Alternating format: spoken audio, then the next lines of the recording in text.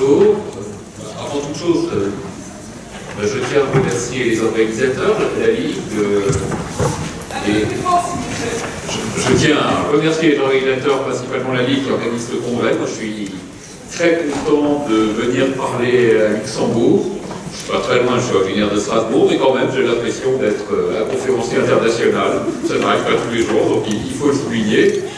Et puis, il est en train de me photographier. Je remercie Vincent Navet parce que je crois que c'est lui qui a fait la jonction pour que je sois là aujourd'hui. Alors, du stress à la dépression. Je vais vous parler un petit peu de souffrance au travail. Et c'est vrai que en France, on est actuellement très inquiet des risques psychosociaux. Alors, les risques psychosociaux, finalement, qu'est-ce que c'est? On ne le sait pas trop. Les définitions tardent à être pertinentes, à mon avis, mais c'est à cause des risques psychosociaux qu'il y aurait souffrance au travail. Les causes sont d'origine professionnelle. Il y a des effets sur la santé, tout le monde est d'accord. Les risques psychosociaux impactent la santé des salariés et des travailleurs. Mais il y a aussi des répercussions extra-professionnelles. Il y a, si on se met de l'autre côté, un impact sur le fonctionnement de l'entreprise. Quelqu'un qui ne va pas bien au travail ne va pas être efficace dans son travail, donc il y a clairement un retentissement sur le fonctionnement de l'entreprise. Ces risques psychosociaux, en France, n'existe pas dans le Code du travail. C'est assez surprenant. Le débat est énorme autour des risques psychosociaux, mais nous n'avons pas de définition légale, claire, de ce que sont les risques psychosociaux. Qu'est-ce qu'on a l'habitude de mettre dans les risques psychosociaux? Le stress. On en parlera un tout petit peu après. 30% des salariés de l'Union européenne sont à des niveaux de stress trop élevés. À mon sens, il y a les maladies dépressives. Il ne s'agit pas ici de trancher pour savoir si la dépression est cause ou conséquence de souffrance au travail, mais ce qui est certain, c'est qu'il y a des maladies dépressives qui impactent la santé des salariés, qui se répercutent sur leur capacité à travailler, qui se répercutent sur leurs collègues. Il y a bien évidemment, dans les risques psychosociaux, les problèmes d'addiction, que ce soit l'alcool, que ce soit d'autres produits illicites, les problèmes de harcèlement, que ce soit du harcèlement moral, que ce soit du harcèlement sexuel, les problèmes de violence, que ce soit de la violence provoquée par les usagers de l'entreprise, incivilités auxquelles sont confrontés les conducteurs de bus, de tram, les guichetiers de banque, mais aussi de la violence entre salariés, entre hiérarchies. Les rapports professionnels deviennent de plus en plus violents. Il y a la question que je ne trancherai probablement pas aujourd'hui du burn-out, dont on parle beaucoup, mais qui là aussi, on a peine à donner une définition claire. Il est très difficile aujourd'hui de légiférer sur le burn-out tant que l'on n'aura pas des critères diagnostiques pertinents.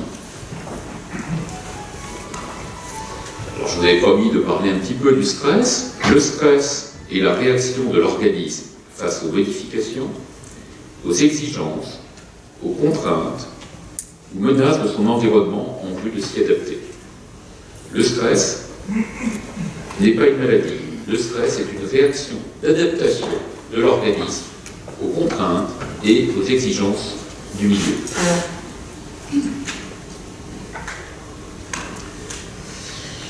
Pour l'Agence européenne de sécurité et de santé au travail, un état de stress survient lorsqu'il y a déséquilibre entre la perception qu'une personne a des contraintes que lui impose son environnement et la perception qu'elle a de ses propres ressources pour y faire face.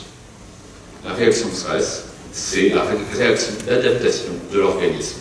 De la même façon que le bronzage et la réaction d'adaptation au soleil. Sauf que parfois, au lieu de bronzer, on a des coups de soleil, voire dans les cas les plus graves, des cancers cutanées.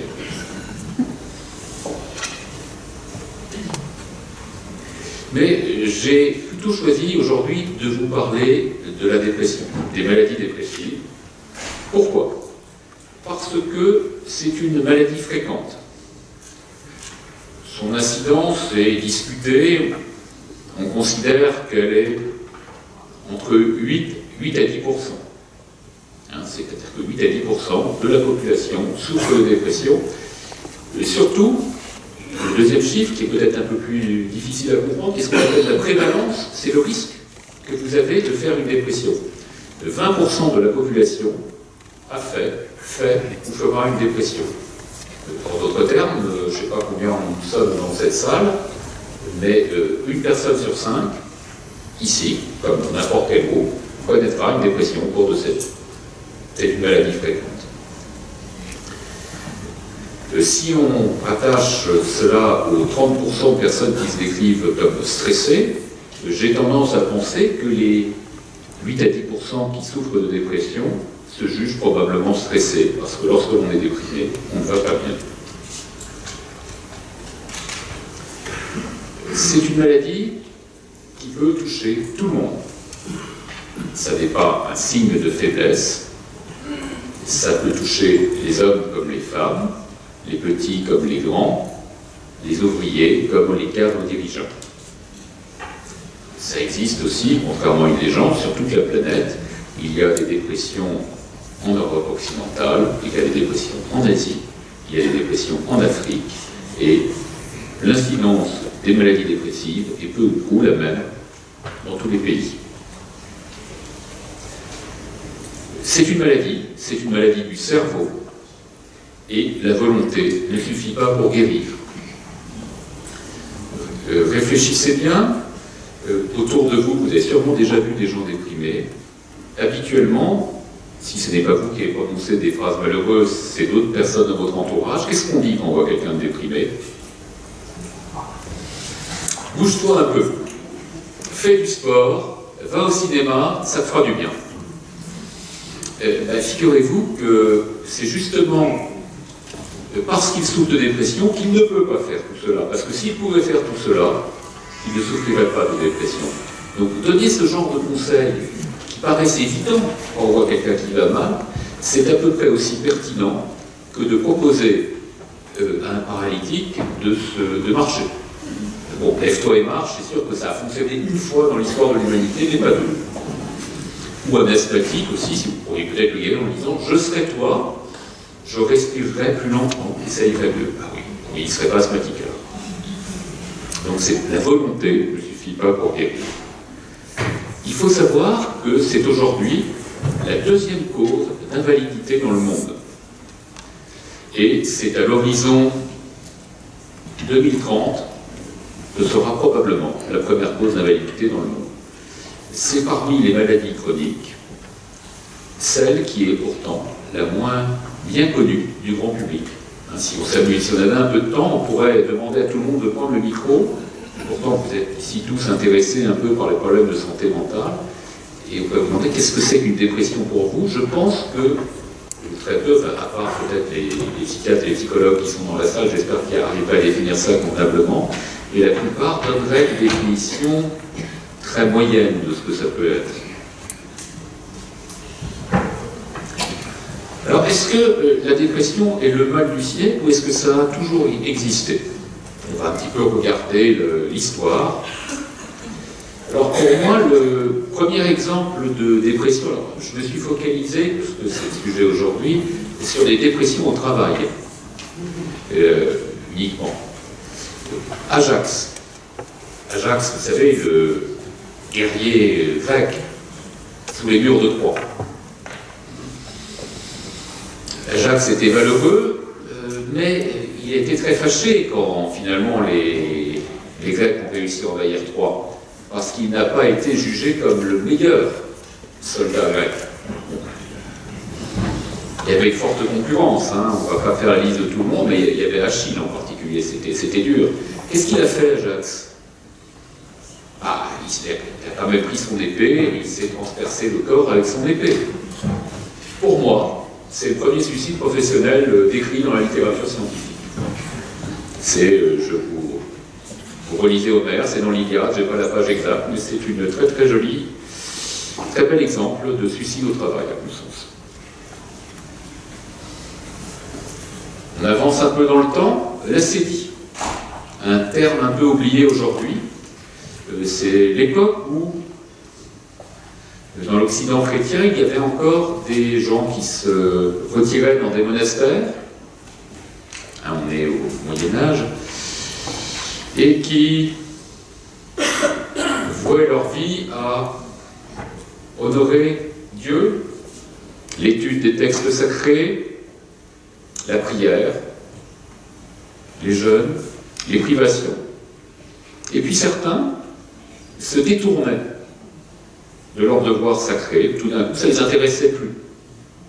Alors qu'est-ce qu'on leur recommandait dans ce genre de cas? Eh bien, c'est pas bien ça, il faut plus prier, il faut moins dormir, il faut plus de jeûne. Et puis, il y en a même certains qui terminaient pendus. Ils se suicidaient. Alors l'explication à cette époque, elle était toute simple. Parce que pour détourner des hommes de Dieu de leur devoir, il n'y avait qu'une seule personne responsable, c'était le malin. Là aussi, des très très beaux textes, chez Thomas d'Aquin en particulier, ce sont des descriptions parfaites de modèles dépressifs. Et des très jolis modèles d'ailleurs de dépression probablement aggravée par l'activité professionnelle, parce que passer sa vie entre prière et privation, il faut avouer que ce n'est pas forcément ce qu'il y a de mieux quand vous commencez à développer un petit trouble de l'humeur. C'était, bien évidemment, j'ai oublié de vous le dire, c'était un péché capital, la sédille. Il faut s'en rendre compte. C'était pas bien d'être fait à ces jours, surtout sous l'œuvre du malin. Ça reste toujours présent dans la dépression. C'est pas une maladie comme les autres, c'est un peu une malédiction. C'est une erreur. Un autre problème au travail, Vatel. Souvenez-vous, Vatel, cuisinier du Grand Condé. Petite surcharge professionnelle. 14 000 invités, dont le roi lui-même. Vous inquiétiez tout à l'heure de savoir s'il y aurait assez pour les 250 congressistes. Imaginez Vatel avec 14 000 convives. Et là, catastrophe. La marée n'arrive pas. Sachant que, si vous lisez les textes de Marquis de Sévigné là-dessus, apparemment ça fait 2 jours qu'il ne dormait plus pour préparer les repas. Et quand la marée n'arrive pas, il ne voit plus qu'une solution, sa réputation est en jeu. Là aussi, une épée passée à travers son corps. La petite histoire dit que la marée est arrivée un quart d'heure après. Je ne sais pas si c'est vrai ou ça a été rajouté. Encore un suicide au travail. La neurasthénie, 19e siècle, fin du 19e, début du 20e, premier exemple de maladie à la mode. Tout d'un coup, des épidémies de neurasthénie. C'était la maladie américaine, la maladie liée à la surcharge des battants. Ceux qui travaillaient trop, ceux qui avaient un rythme de vie effréné, craquaient et finissaient par ralentir. La neurasthénie, ça a occupé toute la littérature médicale, la littérature grand public aussi, au début du XXe siècle, et puis c'est un beau jour, ça a disparu. Alors, je suis psychiatre, je vois, quand je dis que ça a disparu, je ne sais pas trop ce que c'est, je reçois environ un patient tous les 2 ans qui vient voir en me disant que je souffre de neurasthénie. Ça n'existe plus dans aucune classification psychiatrique aujourd'hui. Alors on pourrait interroger des syndromes un petit peu plus récents. On a toujours du mal à bien catégoriser. Le syndrome de fatigue chronique, ça a aussi un petit peu disparu. Ça se voyait beaucoup, j'ai les cheveux blancs, donc pour moi c'est presque de l'actualité, c'est plus de l'histoire. Dans les années 80-90, les gens étaient fatigués, sans explication organique, sans cause médicale claire. Probablement une forme d'expression de la dépression. Là aussi, le syndrome de fatigue chronique était souvent relié à des problèmes professionnels. La fibromyalgie, que sont ces troubles qui apparaissent préférentiellement au travail avec des douleurs mal systématisées associées à une fatigue. Enfin, le plus récent, je le souligne parce que, même si on n'est pas tout à fait, tout le monde n'est pas persuadé de l'origine de ce que cela peut être, l'intolérance aux odeurs et aux ondes électromagnétiques, qui se trouve de façon préférentielle, là aussi, dans le monde professionnel. Des gens ne supportent plus leur cadre de travail, soit parce qu'il y a des odeurs que d'autres salariés ne perçoivent pas, soit qu'ils soient sensibles à différentes ondes électromagnétiques, celles que nous avons tous sur nous, ou celles du Wi-Fi, plus simplement. On ne va bien sûr pas trancher de ce que c'est aujourd'hui, c'était juste pour vous mettre dans une petite perspective historique. Qu'est-ce que c'est qu'une dépression? Je vous disais, on a du mal, tout le monde ne sait pas ce que c'est. Il y a deux questions assez simples à se poser. Depuis au moins 15 jours, presque chaque jour, presque toute la journée, éprouvez-vous une tristesse inhabituelle, très douloureuse, qui perturbe votre quotidien? Chaque mot est important dans cette définition. Déjà, il y a une question de durée. Ce n'est pas parce que vous êtes triste 2 ou 3 jours que vous allez souffrir de dépression. Là, on parle de 15 jours. C'est tous les jours et c'est toute la journée.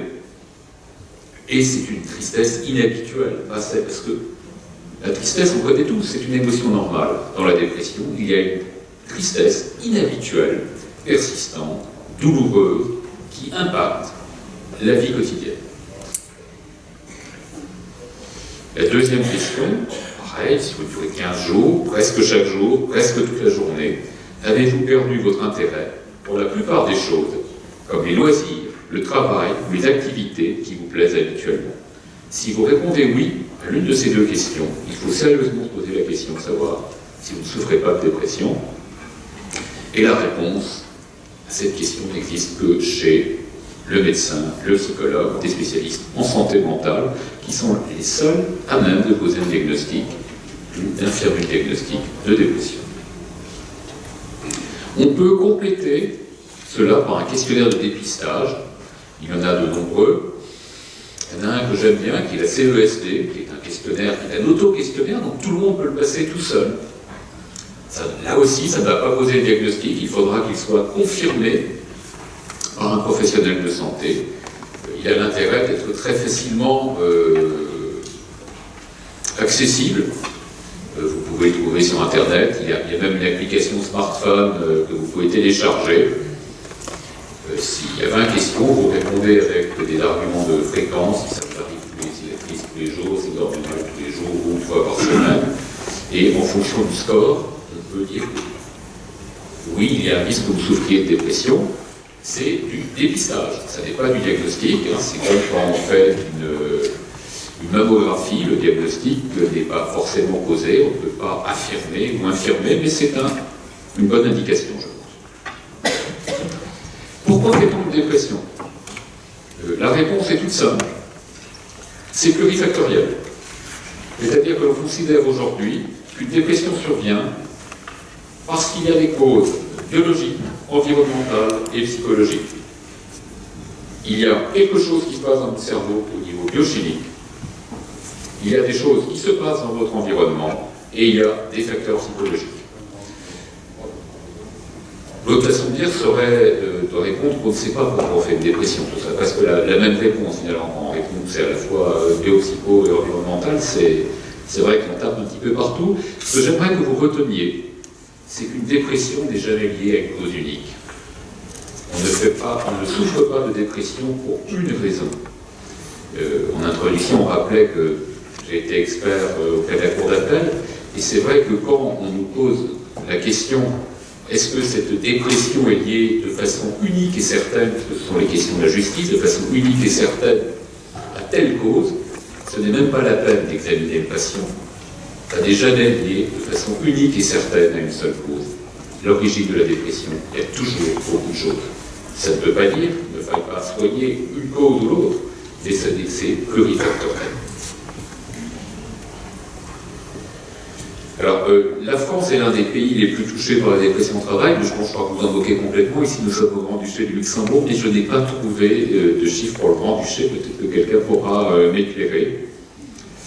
Mais ce qui est sûr, c'est que les dépressions représentent la majeure partie des dépenses médicales occasionnées par les problèmes de santé mentale. Donc c'est un vrai problème, la dépression, y compris au travail. Il y a une étude européenne qui a montré qu'un arrêt de travail sur 10 était pour maladie dépressive, d'une durée de moyenne de 36 jours.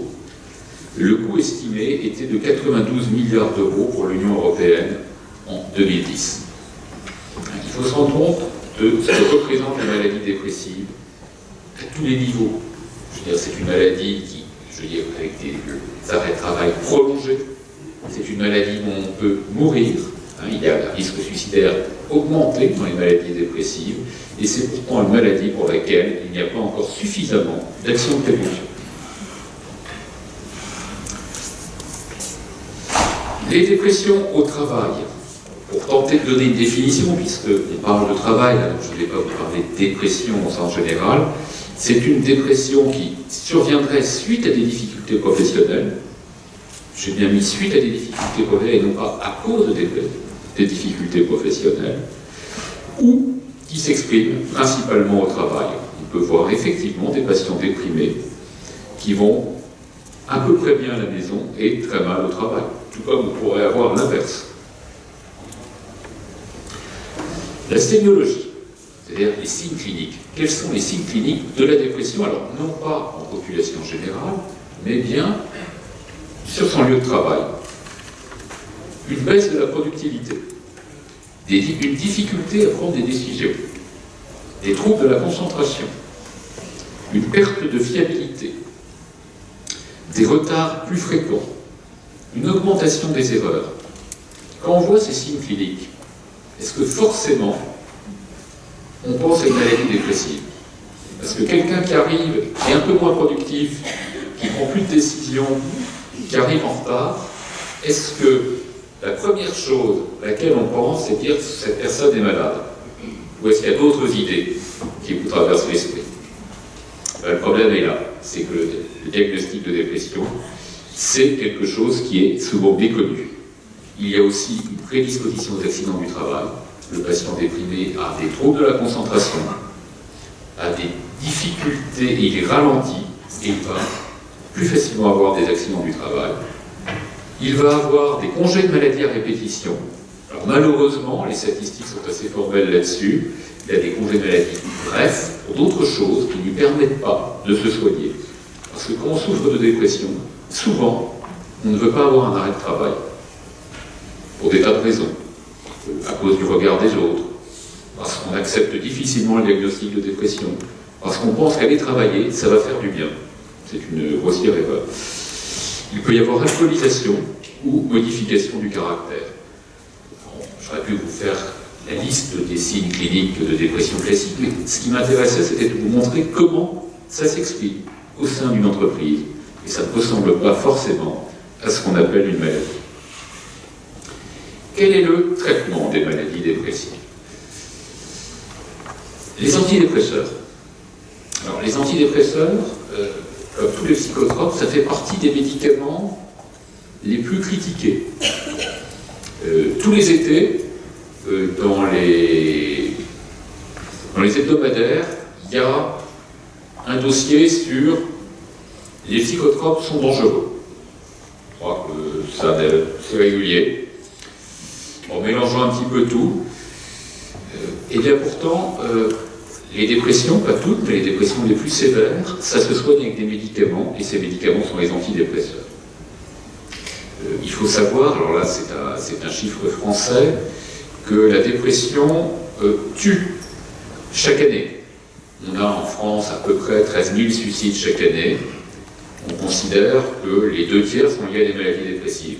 Donc 8 000 morts par an, par suicide, pour des dépressions qui n'ont pas été soignées. Moi je suis médecin, je sais qu'il y a des morts inévitables.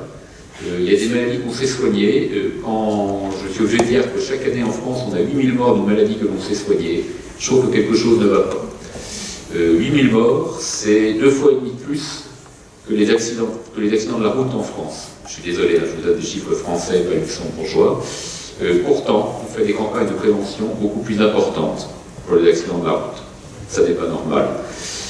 Les antidépresseurs, ils sont tellement critiqués que quand on arrive à convaincre un patient d'en prendre, habituellement, il y a toujours quelqu'un de bien informé, sa boulangère, son boucher, sa femme de ménage, qui lui dit « mais tu vas quand même pas continuer à prendre ces médicaments.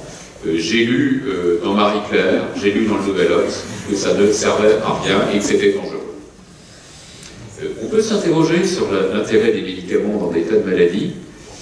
Pourquoi c'est systématiquement les antidépresseurs? Alors, on va prendre médicaments contre le cholestérol, les statines.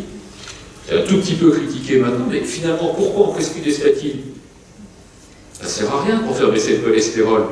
Il suffit de manger juste de la laitue sans assaisonnement et du poisson bouilli, puis vous n'aurez plus jamais de cholestérol. Pourquoi prendre des risques? Ça, personne ne le dit jamais. C'est quand même dommage de ne critiquer comme ça ce type de médicament. Cela dit, toutes les dépressions ne nécessitent pas, et de loin pas, un traitement antidépresseur. Certaines dépressions, celles qui sont moins sévères, se soignent par psychothérapie. Là aussi, toutes les psychothérapies ne se valent pas pour le traitement de la dépression. Il y a des méthodes validées et d'autres qui ne le sont pas. Aujourd'hui, dans le traitement de la dépression, seules les thérapies cognitives et comportementales ont montré leur efficacité de façon scientifique. Je ne veux pas rentrer dans la polémique, je ne sais pas si les autres sont efficaces ou non. Ce que je sais, c'est que les thérapies comportementales ont fait l'effort de montrer leur efficacité. Peut-être que d'autres techniques n'ont pas été validées scientifiquement, mais aujourd'hui, utiliser un traitement non validé, c'est dommage. Je vous ai mis, je ne sais pas si on voit très bien, c'est cette jolie fleur jaune, c'est du millepertuis. Vous savez, on raconte que le millepertuis soigne la dépression. C'est probablement vrai, c'est même démontré à très forte dose. Mais habituellement, les gens qui veulent se soigner de façon naturelle, je ne crois pas qu'ils aillent cueillir du millepertuis dans les collines et qu'ils se fassent des infusions avec. Ça, ce serait sympa comme idée. Ils achètent des gélules de millepertuis. Et quelle différence finalement y a-t-il avec un médicament psychotrope? Je ne sais pas, moi j'ai du mal à comprendre. Vous êtes certainement plus en sécurité avec des médicaments produits par l'industrie pharmaceutique avec toutes les normes que ça implique que par des décoctions surprenantes de plantes. Chacun est libre de ses choix. Bon, ça c'était une synapse, mais je ne sais pas si ça vaut vraiment le coup, pour dire que les antidépresseurs, a priori, agissent en augmentant la concentration sérotoninergique dans la synapse. Ça permet de dire que c'est scientifique le traitement des antidépresseurs. Pour faire très court, l'information est véhiculée par les neurones sous forme de courant électrique. Le neurone, ça va vous rappeler votre enseignement de SVT, sciences naturelles, s'articule au niveau d'une synapse dans le cerveau. La synapse est un espace où le courant électrique ne passe pas. Pour que le signal passe d'un neurone à l'autre, il faut qu'il y ait libération de produits chimiques qui remplacent ce signal électrique. Ces produits chimiques, c'est ce qu'on appelle les neuromédiateurs. Le plus connu d'entre eux, c'est l'adrénaline. Vous savez, la décharge d'adrénaline. Ce n'est pas une image, ça existe. On libère de l'adrénaline dans certaines circonstances. Pour la dépression, c'est la sérotonine. Tous les antidépresseurs aujourd'hui ont un point commun, ils permettent à la sérotonine de rester plus longtemps dans la fente synaptique. Cela dit, ça ne peut pas forcément dire que la dépression soit liée à un manque de sérotonine. Ça, c'est moins évident. Les antidépresseurs agissent en permettant la sérotonine de rester plus longtemps. Ça ne veut pas dire du tout que la dépression soit liée à un manque de sérotonine. Pourquoi? Vous avez tous déjà pris de l'aspirine, de l'acide acétylsalicylique, quand vous aviez mal à la tête. Bon, certains prennent du Doliprane, mais on préfère le même exemple. Ça marche très bien. Ça ne veut pas dire que votre migraine soit liée à un manque d'acide acétylsalicylique. Donc il faut un tout petit peu faire attention à ce genre d'approximation. l'origine de la dépression est multifactorielle et n'est pas simplement liée à une dépression sérotonine. Ce qui est certain, c'est qu'il faut un diagnostic précis pour la maladie dépressive qui se fait idéalement chez des psychologues, chez des psychiatres ou chez des médecins. Et il faut une prise en charge adaptée. La dépression, ça se soigne chez des professionnels de santé. On a trop de morts chaque année par dépression pour laisser faire n'importe quoi. C'est une maladie qui touche tout le monde. Et surtout, c'est une maladie qui se soigne et qui guérit. La prévention. En termes de prévention, puisque c'est bien beau dire qu'il y a des dépressions, peut-on prévenir quelque chose? En médecine, on distingue 3 temps de la prévention. La prévention primaire, c'est comment faire pour que la maladie ne survienne pas. Si on reprend l'exemple du coup de soleil, la prévention primaire, c'est de ne pas aller au soleil. C'est contrôler les facteurs de risque.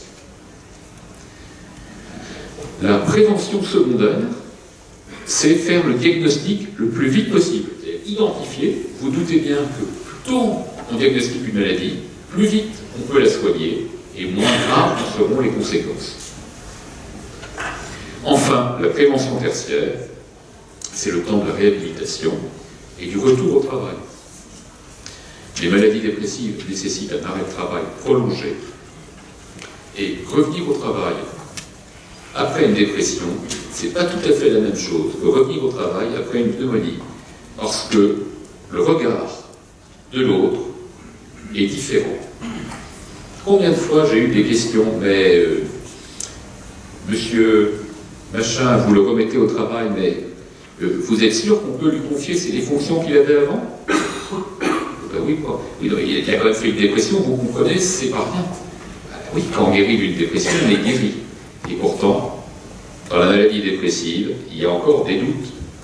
Alors quand vous êtes à un poste de peu de responsabilité, ça se passe bien, mais quand vous dirigez une grande entreprise, quand vous êtes responsable informatique et que tout repose sur vous, c'est pas toujours facile de reprendre le travail après un arrêt prolongé pour dépression. Alors on va aller un peu vite parce que je pense que sinon je vais... Voilà, il me reste 5 minutes. Donc, la prévention primaire, ça va être effectivement une action sur les stresseurs, sur les problèmes de harcèlement, parce que c'est vrai qu'il y a des phénomènes de harcèlement dans l'entreprise, sur les problèmes de violence, c'est ce que vous avez vu, sur savoir gérer les personnalités difficiles, parce que le problème au travail, c'est qu'on cohabite avec des gens qu'on n'a pas toujours choisis. Et que déjà la cohabitation avec les gens qu'on a choisis, c'est pas toujours facile, mais alors ceux qu'on n'a pas choisis, et puis objectivement, on peut avoir des collègues de travail insupportables. Je n'aurai pas le temps de faire des portraits, parce que j'ai une galerie de portraits merveilleux, mais bon, ce sera pour une autre fois. Le management aussi. Tout le monde n'est pas un bon manager. Il y a sans que l'on parle de harcèlement, il y a des très mauvais managers. Il y a des gens qui ne savent pas diriger une équipe. C'est comme ça. Alors, là, j'ai quelques conseils pour améliorer le management, mais ça n'est pas forcément le lieu. Juste, je vais souligner un seul point sur les différents points que j'ai mis, c'est l'oubli de la notion de renforcement. On ne dit pas suffisamment aux gens qu'un travail est bien fait. Pour tous ceux qui travaillent, vous le savez, quand quelque chose se passe mal, on est toujours au courant. Quand quelque chose se passe bien, on est rarement au courant. Pas dans le monde professionnel. Pour ceux qui conduisent qui ont le permis de conduire, vous êtes peut-être déjà fait arrêter pour un excès de vitesse. Combien de fois vous êtes déjà fait arrêter par des policiers pour vous entendre dire, écoutez, ça fait 1 heure qu'on roule derrière vous, on voulait juste vous dire que vous n'aviez commis aucune infraction et que vous rouliez très bien. Ben, ça fait sourire, mais le jour où on fera les choses comme ça, peut-être que la mortalité sur les routes changera. Le jour où, plutôt que de mettre sur les paquets de cigarettes fumer tue, on essaiera de valoriser le fait de ne pas fumer, peut-être que ça marchera mieux. Mais à la vie professionnelle, c'est pareil, on se focalise toujours sur ce qui va mal, pas sur ce qui va bien. La notion de renforcement est toujours oubliée. La prévention secondaire, c'est une de mes marottes dans le monde de l'entreprise. Pourquoi, aujourd'hui, n'y a-t-il pas un dépistage systématique de la dépression en médecine du travail? Quand vous allez chez le médecin du travail, on prend votre poids, c'est bien, on mesure votre tension artérielle, c'est une bonne chose, c'est là où on dépiste les hypertensions. Pourquoi, sachant qu'il y a 10% d'incidence de la dépression, est-ce qu'il n'y a pas un dépistage systématique de la dépression? Il faudrait bien évidemment aussi former les gens dans les entreprises. La prévention tertiaire, c'est-à-dire après la maladie, c'est le retour au travail. C'est effectivement aménager le cadre législatif actuel pour qu'on puisse faire des arrêts de travail, que les gens puissent retourner au travail, que l'on puisse parler du risque suicidaire sans problème, parce que quand on est déprimé, on risque de se suicider. Il faudrait former les dirigeants, ou les informer, on va peut-être pas dire former. Il faudrait des campagnes de sensibilisation sur la maladie dépressive. C'est une maladie fréquente. C'est pour ça que je suis content de parler devant la Ligue, qui a une vocation de santé publique, à mon avis, et il faut vraiment faire de la prévention de la dépression. Alors, la fou la poule, c'est pour rappeler que souvent on pense que les gens ont une dépression parce qu'ils ont des conditions de travail difficiles. Il faut savoir parfois renverser la vision et se dire que quand on souffre de dépression, on a l'impression que ces conditions de travail sont très difficiles. Je n'ai pas le temps de vous le détailler, pareil, avec un bel exemple, on aura peut-être le temps dans le débat après d'en parler, mais quand vous souffrez de dépression, vous avez l'impression d'être harcelé, vous avez l'impression que vos conditions de travail sont difficiles, vous n'arrivez d'être ralenti, vous n'arrivez plus à faire votre travail. Ça n'explique pas toutes les situations, mais il faut parfois se poser la question dans ce sens. Nous avons effectivement mis récemment dans un grand groupe bancaire une enquête, on a informé les comités de direction, les membres des CHSCT, surtout les instances représentatives du personnel en France, et on a évalué systématiquement en médecine du travail la dépression et orienté bien évidemment pour traitement. C'est un projet extrêmement ambitieux qui avait pour objectif de réduire l'incidence de la dépression et de réduire ses conséquences en améliorant la prise en charge.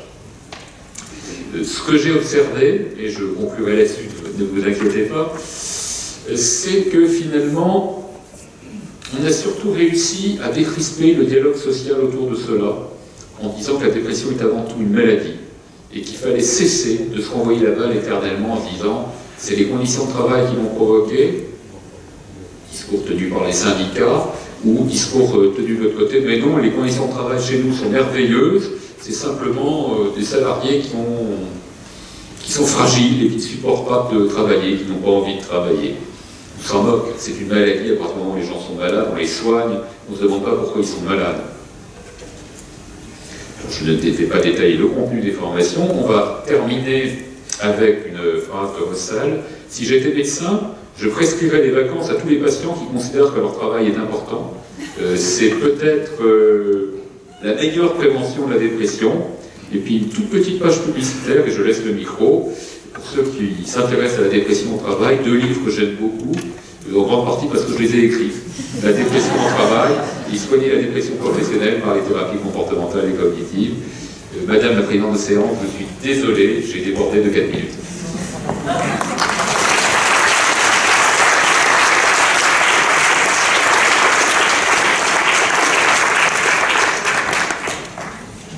Merci, Dr Villard. Avez-vous des questions, des remarques, des commentaires, des précisions? Comment guérir du burn-out?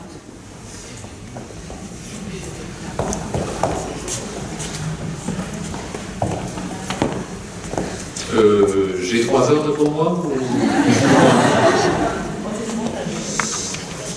Le problème du burn-out, c'est pas de le guérir, c'est de savoir ce que c'est. Aujourd'hui, on parle beaucoup de burn-out.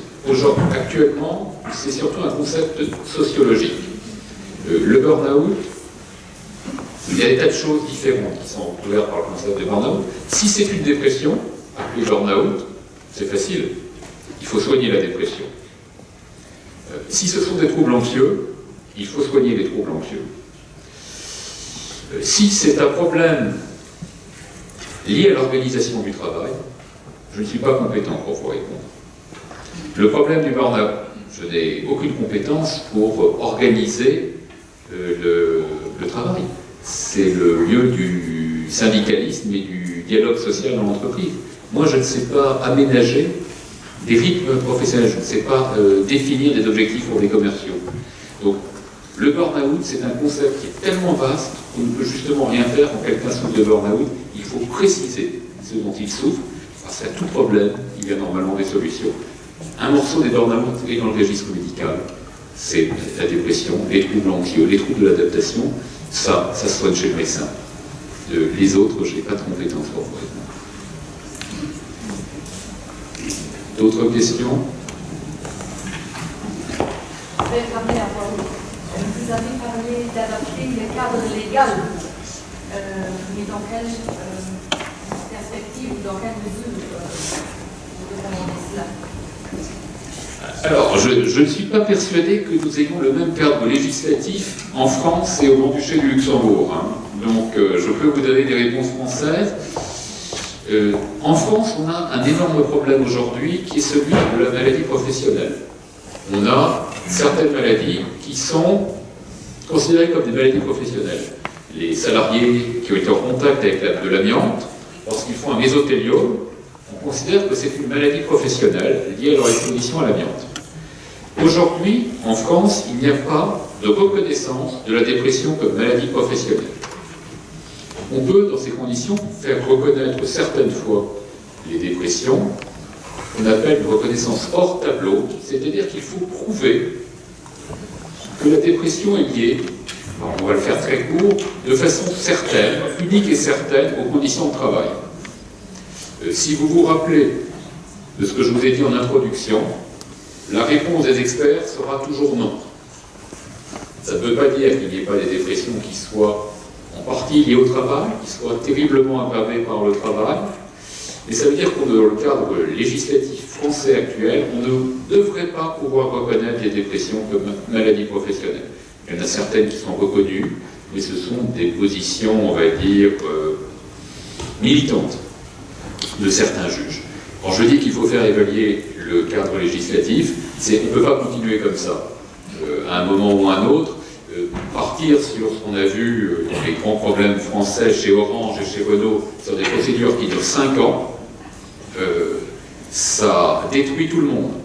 Les gens qui ont souffert de la maladie, et les entreprises, et l'ambiance au travail. À un moment, je crois qu'il faut accepter qu'il y ait des dépressions professionnelles, donc il faut faire évaluer le cadre législatif. De la même façon, nous avons, alors là aussi je méconnais le cadre local, le suicide au travail. Ça arrive de temps en temps, il y a des gens qui se donnent la mort au sein de leur entreprise. En France, c'est considéré comme accident du travail tout ce qui survient pendant le travail. Vous cassez la jambe pendant que vous êtes au travail, c'est un accident du travail.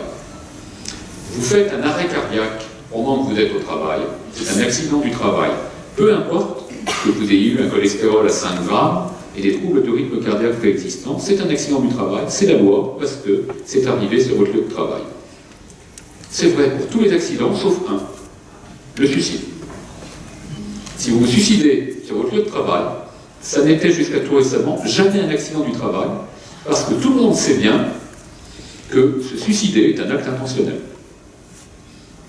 C'est quand même bizarre, parce que ça veut dire qu'on ne comprend pas ce que c'est qu'une maladie dépressive, avec des modifications de la biochimie du cerveau qui fait que vous avez envie de mourir.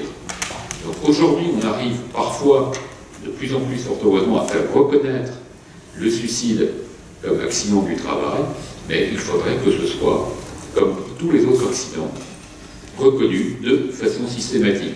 Là aussi, c'est un débat complètement stérile. Vous imaginez quand même que quand quelqu'un se suicide au travail, on a autre chose à faire des procédures judiciaires. Fort heureusement, il n'y en a pas tant que ça en plus. Il y en a 50 par an en France. Et les 50 donnent des procédures judiciaires. C'est horrible pour ceux qui survivent, pour la famille, c'est horrible pour les collègues, c'est horrible pour l'entreprise. Il faut réellement faire évaluer ce cadre juridique. Merci. Il y a encore une autre question et je vous demande de donner une toute petite réponse. Par oui ou par non alors? Bonjour, je voudrais savoir, c'est pas un peu trop fort celui-là. Je voulais savoir, maladie dépressive, ça n'a rien à voir avec maladie psychique. Et pourquoi on guérit de maladie de dépression et pas de maladie psychique? Ça, je veux savoir. Une maladie de chic. Psychique. Ah, pardon. Parce qu'il n'y a pas de maladie psychique. On est stable quand on prend des médicaments. Mais si on ne prend plus de médicaments, on retombe, on chute dans un trou. Comme ça. Et pourquoi on guérit d'une dépression? Ça, je ne comprends pas. Alors, la question est de savoir pourquoi peut-on guérir d'une dépression et pas d'une autre maladie psychique. Alors, je pense que on peut soigner tous les troubles psychiques. On ne guérit pas forcément de tous. La maladie dépressive est une des maladies qui, comme toujours en médecine, on ne guérit jamais à 100%, mais qui a, avec un traitement bien fait et bien mené, a des très très bons taux de guérison complète. D'autres troubles psychiatriques plus graves nécessitent des traitements au très long cours. Je pense néanmoins que si le traitement est bien fait et bien suivi, on en guérit. Vous savez, une maladie comme l'hypertension, il y a beaucoup de gens qui sont hypertendus qui se disent guéris de leur hypertension, ça nécessite néanmoins de prendre un antihypertenseur toute sa vie. La guérison est à ce prix. Mais quand même, une maladie psychique, on doit prendre toute la vie un médicament. Oui, comme un hypertendu ou comme un diabétique. Comme un diabétique, oui. Mais si on ne prend pas de médicament, on devient malade, on chute, on va à l'hôpital, et après... Alors je crois que c'est la bonne nouvelle, surtout, c'est que quand on prend un traitement, on ne va pas à l'hôpital, on va bien, tout ne se soigne pas parfaitement, les médicaments ont des effets indésirables, mais peut-être que demain, dans 5 ans ou dans 10 ans, on aura fait encore plus de progrès, mais il est important de soigner, pas qu'avec des médicaments, les troubles psychiatriques. Il y a toujours 3 aspects, les médicaments psychotropes, la psychothérapie et la réhabilitation, la possibilité à remonter au travail. Je crois qu'il y a d'autres interventions dans l'après-midi sur l'importance de la remédiation et de la réhabilitation. Je suis désolé, je crois que si je détaille pendant 1 heure, je ne terminerai pas vivant. J'ai envie encore quand même d'ajouter une toute petite question. J'essaie de mettre ensemble tout ça, ce qu'on a entendu ce matin-là, du constructivisme, et ce que ça fait avec nous et le monde qu'on se construit en fait à la fin, et une définition comme un diagnostic d'une dépression reste quand même une construction. Et je suis complètement d'accord avec vous, ça nous aide à guérir des gens, à prendre des décisions, à donner des médicaments, à définir des démarches. Mais est-ce qu'il y a aussi peut-être des négatifs là-dedans, dans cette construction d'une diagnostic dépression, quand je l'applique conséquemment? Je préviens aimablement les orateurs de l'après-midi qui vont parler demain matin. Alors, votre question, finalement, c'est toujours la même chose avec la maladie dépressive. La dépression, c'est une maladie. C'est une maladie que l'on doit soigner. Tout le reste, c'est de la perte de chance pour le patient. Je veux dire, on a trop souvent dit que la dépression, c'était pas une maladie comme les autres. Pour moi, comme pour beaucoup de personnes aujourd'hui, et dans le monde médical, la dépression est une maladie du cerveau, de la même façon que le diabète est une maladie du pancréas. Il y a un traitement et il faut soigner les gens. Il ne faut pas respecter la dépression. On entend dire ça, dépression et création artistique. C'est pas vrai. On n'est pas plus créatif qu'on est déprimé. On n'est pas plus créatif qu'on a envie de mettre fin à ses jours. On n'est pas plus créatif qu'on est ralenti, qu'on n'arrive pas à se concentrer. Il faut... Je ne sais pas si c'est une représentation, mais je sais que c'est une maladie et je sais qu'elle a un traitement. Et je crois que là-dessus, il faut être très clair. Ça fait des siècles qu'on raconte que ce n'est pas une maladie. Ça fait des siècles qu'on dit que ça touche les artistes, que ça touche les grands hommes. Oui, comme la syphilis, hein, ça touche aussi les artistes et les grands hommes. Hein, mais mine de rien, depuis qu'on donne de la pénicilline quand il y a une syphilis et qu'on conseille des préservatifs, eh ben, il y a plus de gens qui meurent de syphilis, et je trouve que quand on est médecin, c'est ça qu'on veut faire. Alors, ensuite, il y a des philosophes dans la salle, ils auront sûrement une autre idée que moi, mais si je suis là aujourd'hui, moi c'est surtout pour marteler un message. La dépression est une maladie, C'est une maladie qui se soigne, quand on la soigne, elle guérit, et il ne faut plus qu'on voit des gens mourir de cette maladie. Donc voilà. Merci, J'ai merci. fait court. Et heureusement qu'on peut encore discuter après. Un grand merci, Dr. Villard.